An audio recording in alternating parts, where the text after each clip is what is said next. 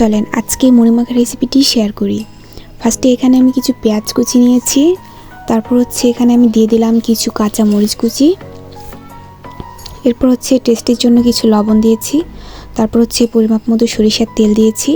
সবগুলো আমি এখন ডোলে মাখিয়ে নিচ্ছি।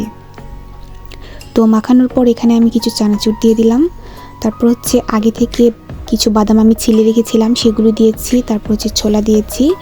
সবগুলো আবার আমি সুন্দরভাবে মিক্স করে নিচ্ছি। তো এরপর আমি এখানে কিছু ধনিয়া পাতা অ্যাড করব, তারপর কিছু টমেটো কুচি দিয়েছি। সবগুলো আবার আমি সুন্দরভাবে মাখিয়ে নিচ্ছি। তো মাখানোর পর সবার লাস্টে আমি মেন উপকরণ যেটা মুড়ি দিয়ে দিলাম। তো মুড়ি দেওয়ার পর সবগুলো ইনগ্রিডিয়েন্টস আমি সুন্দরভাবে আবার মাখিয়ে নিচ্ছি। তো মাখানোর পর রেডি হয়ে গেল আমার মুড়ি মাখা। তো আপনারা চাইলে বাসায় এভাবে সেম ওয়েতে বানিয়ে খাইতে পারেন। আজকের ভিডিও এই পর্যন্তই। সবাই ভালো থাকবেন।